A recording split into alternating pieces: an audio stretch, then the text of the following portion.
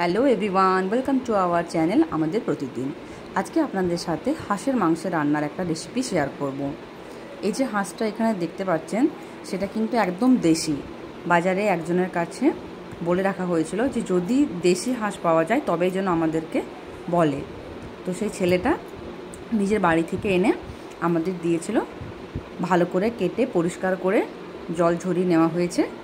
এখন এটাকে ম্যারিনেট করে নেব। কিছুটা নুন দিয়ে নিয়েছি, হলুদ আর স্বাদ মতো জিরে পাউডার, ধনে পাউডার, লঙ্কার পাউডার, একটুখানি সর্ষের তেল আর পেঁয়াজ কুচি দিয়ে ভালোভাবে মাংসটাকে মাখিয়ে নেব। হাঁসের মাংস সচরাচর আমাদের বাড়িতে কিন্তু আসে না, খুব একটা কেউ পছন্দও করে না, কিন্তু ওই পুরো বছরে হয়তো একবার খেতে ইচ্ছে করে, সেই জন্যই আনা। আর যেহেতু দেশি ছিল তাই জন্য আবার একটু বেশি ইন্টারেস্ট। আদা রসুনের পেস্টও কিন্তু আমি এখানে অ্যাড করে দিয়েছি। সমস্ত মশলা দিয়ে ভালোভাবে মাংসটাকে হাত দিয়ে মাখিয়ে নেব। অন্যভাবেও রান্না করা যায়, মশলা কষিয়ে নুন হলুদ শুধু মাখিয়ে মাংসকে তারপরে দিতে। আমি এইভাবেই রান্না করলাম আজকে। আমাদের বাড়িতে আমার শাশুড়ি মা চিকেন তো একদমই খান না। হাঁসের মাংস হলে 2 পিস খান, ওটাই যা, ওর বেশি কিন্তু কিছুই নয়।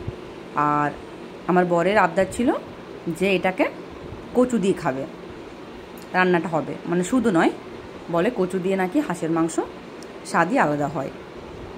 এই দেখুন হাতের সাহায্যে ভালো করে মাংসটাকে মেখে নিয়েছি। এখানে মাখা আমার কমপ্লিট হয়ে গেছে। এবারে কড়াইয়ের মধ্যে তেজপাতা আর গোটা গরম মশলা দিয়ে কেটে রাখা কচুগুলোকে ভালো করে ধুয়ে পরিষ্কার করে রেখেছিলাম, সেগুলোকে এখন আমি এখানে দিয়ে দিয়েছি। ভালো করে এগুলোকে আগে ভেজে নেব। ভেজে নিতে নিতে মাংসটাও বেশ কিছুক্ষণ ম্যারিনেট করা হবে। হাঁসের মাংস কিন্তু শক্ত হয়, তাই ভালোভাবে বেশ সময় ধরে কিন্তু রান্না করতে হয়। পুরো রান্নাটাই কড়াইয়েই করেছি, সময় লেগেছিল অনেকক্ষণই, কিন্তু কড়াইয়ের যে স্বাদ সেটাতে কিন্তু কুকারে পাওয়া যায় না। এবারে মাংসটাকেও অ্যাড করে নিয়েছি। এবারে আর কিছুই না, বেশ সময় ধরে গ্যাসের ফ্লেমকে মিডিয়ামে রেখে মাংসটাকে অনবরত এরকমভাবে ভাজতে থাকা। মাঝে মাঝে ঢাকা দেবো, ঢাকা তুলবো, আবার ভাজবো।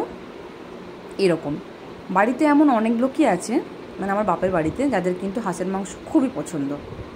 আবার অনেক লোকজন আছে সমস্ত মাংসের মধ্যে কিন্তু হাঁসের মাংসকেই পছন্দ করে, হয়তো ভালো লাগে খেতে। আমারও মাঝে মাঝে 1-2 বার হলেই চলে। এবারে মাংসটার কালারটা মাঝে মাঝে চেঞ্জ হবে। এইভাবেই কি ঢাকা দিয়ে রান্না করছি, মাঝে মাঝে খুলছি, আবার রান্না করছি, বেশ কিছুক্ষণ হয়ে যাচ্ছে। এখনও কিন্তু আমি কোনো রকম জল দিইনি, কোনো রকম কিন্তু আমি এখানে জল অ্যাড করিনি, বাস ঢাকা দিচ্ছিলাম, আবার ঢাকা খুলে খুলে রান্না করছিলাম। অনেক সময় লেগেছে রান্নাটা করতে, ধৈর্য হারালে কিন্তু চলবে না, কুকারে দিলে একদমই টেস্ট চেঞ্জ হয়ে যাবে।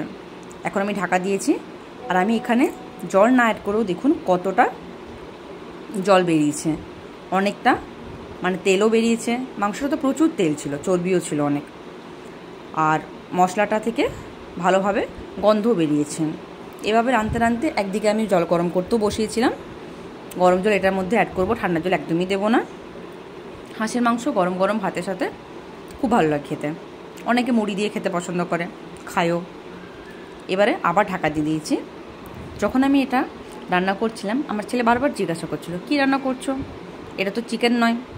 ও এমনিতেও মাছ মাংস কোনোটাই খেতে খুব একটা পছন্দ করে না, মাছ তো খাই না, চিকেন বহু কষ্টে 1-2 পিস খায়, তাকে আমি হাঁসের মাংস খাওয়াতে পারিনি। এখান থেকে কচুগুলো তুলে নিয়ে গিয়ে ভাতের সাথে মেখে একটুখানি খাইয়েছিলাম। কী জানি বুঝতে পেরেছে কি বুঝতে পারিনি, কিছু তো বলেনি। আমার তো রান্না করতে করতেই খেতে ইচ্ছা করছিল, ভালোভাবে কষানো হচ্ছিল।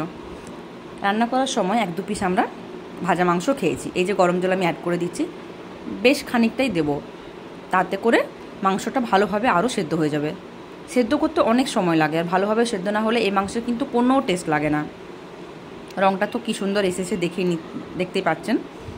এবারে আবার কিন্তু ভালোভাবে এটাকে ফুটিয়ে নেব, টকবক টকবক করে ফুটবে, মাংসটা ভালোভাবে সেদ্ধ হয়ে যাবে, ততক্ষণ কিন্তু অপেক্ষা করতেই হবে। রান্না আমার একদম কমপ্লিট হয়ে গেছে, খেতে ভীষণ ভালো হয়েছিল, গরম ভাতের সাথে আপনারা বাড়িতে বানিয়ে আমাকে জানাবেন কেমন হলো। ভালো থাকবেন সবাই।